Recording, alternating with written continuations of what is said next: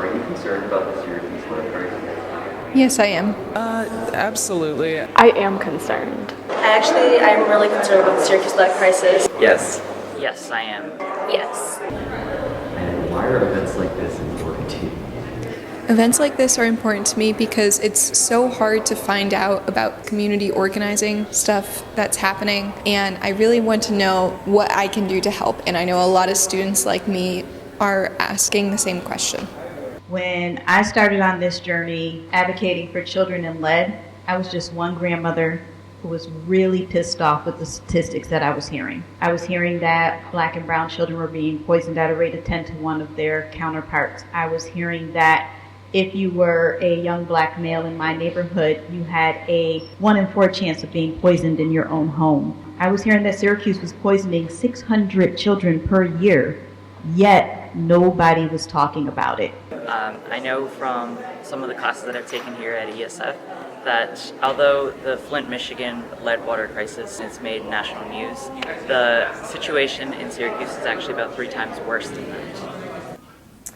So I'm really at the beginning of learning about this ongoing lead crisis in Syracuse, New York. One of the things that has stuck out to me from the beginning is the inequality in terms of where the neighborhoods are that are most affected by the lead crisis. We have zip codes that border each other where there's a radical difference in the percentage of children who are showing up with elevated blood lead levels. This is not surprising given the ways that lead poisoning and other issues of environmental justice intersect with race and income levels and neighborhoods and residential segregation that persists in many of our cities, and also learning about the sort of ways in which the city is trying to address this crisis, and by most accounts, there has not been enough done.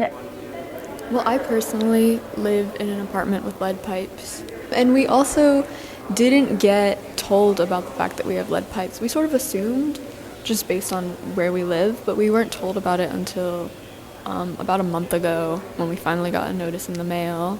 I met a woman who had a daughter who was about a year old who had lead poisoning, and the doctors told her that it might be the paint on the walls, just be careful, keep an eye on her.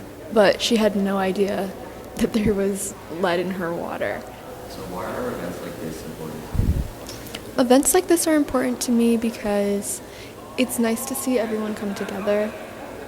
It's nice to not be alone in this. I've always been a person of service and given back to my community, but was pulled into organizing when lead began to affect my family generationally. From that became our organization, Families for Lead Freedom Now.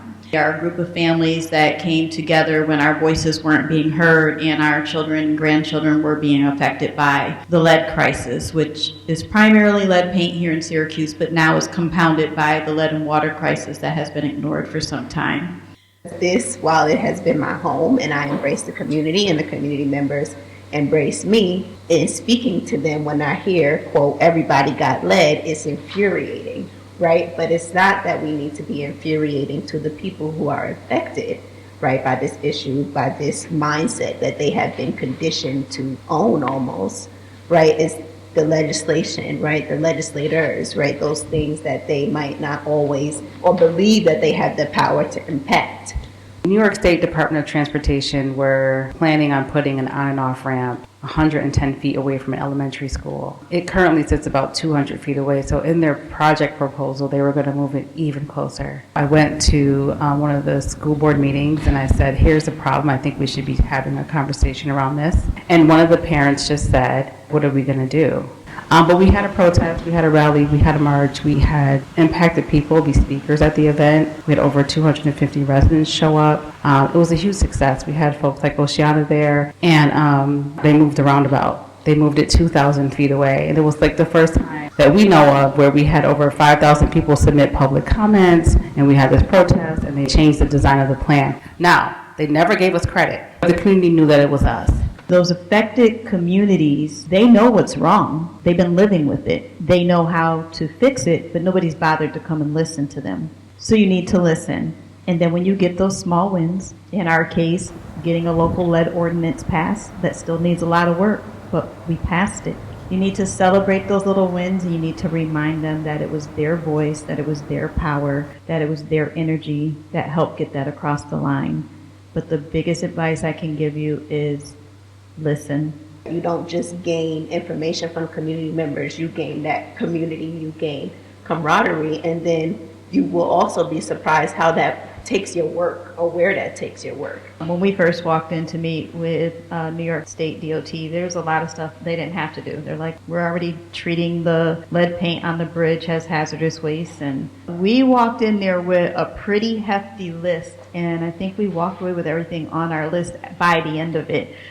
So you will begin to see before that viaduct comes down next year that we have a whole process in place. If a community member is experiencing, say, wheezing and they think it may be from construction dust, they'll be able to call Upstate's Poison Control Hotline. If they don't have a primary doctor, they can be referred to Syracuse Community Health Center to go in and be evaluated if it's non-emergent, so that they're not waiting in the emergency room for 6 hours. Those are huge wins that they didn't have to do, but because the community, 7 years of fighting, but because we went to the table and we were not taking no for an answer, those things are now going to happen.